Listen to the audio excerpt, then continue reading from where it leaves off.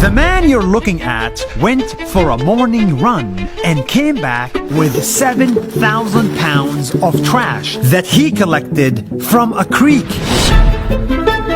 Who is this guy? Why does he exercise like this? And why is there a Christmas tree floating down a creek? In Kentucky, USA, I found Curtis. Hi, I'm Curtis, aka Creek Runner 242, and I've pulled over 7,000 pounds of trash out of the creek so far. One day, on his morning run along the creek, he saw something unbelievable. A mattress was flowing down the water.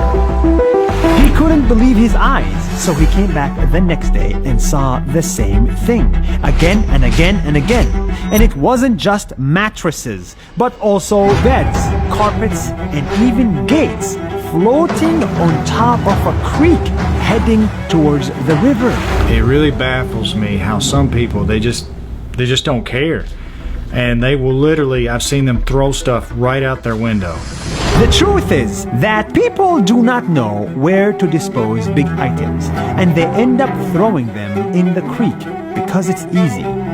But what they don't realize is that this trash will float down the creek into the river and eventually into the ocean, poisoning the planet. That there was so much trash piling up, years and years and years of trash building up over time.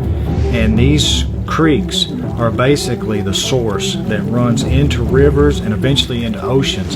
Eventually, a lot of this trash that's in the creek will end up probably in an island of trash somewhere out in the ocean. So Curtis decided, if no one will pick this trash up, he will. He strapped on his helmet, his running shoes, his knee pads, took a trash bag, and started picking up trash while doing his morning run. What I generally do is I pick all the trash that I can, and then I sort of jog the bags back in. So that's kind of where the running part comes into play. And so he ran and ran and ran every single week, 2-3 times a week, without fail, and picked up a total of 7,000 pounds of trash from crazy things like carpets, mattresses, bottles, boxes, pipes, and even a Christmas tree. Yes, someone threw a Christmas tree in a river, and I actually found it on Christmas Day.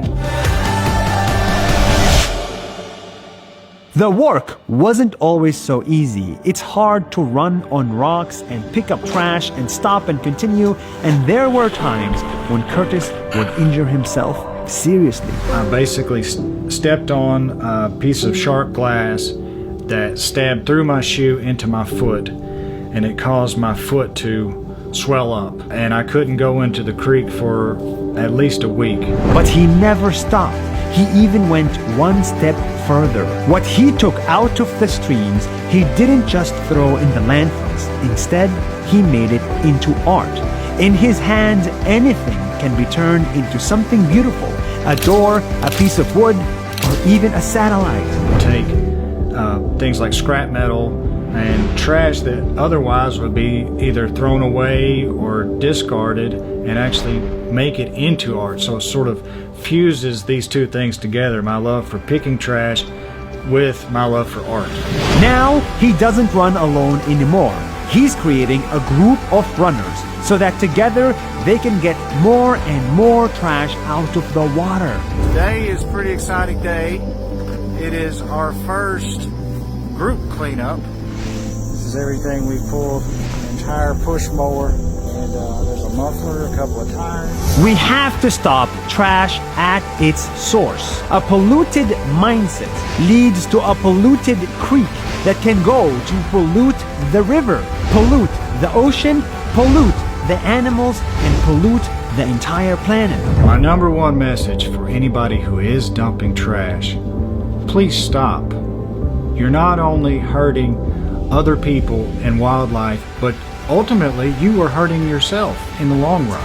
That is why people like Curtis, who stop trash at the source, are the reason humanity is beautiful.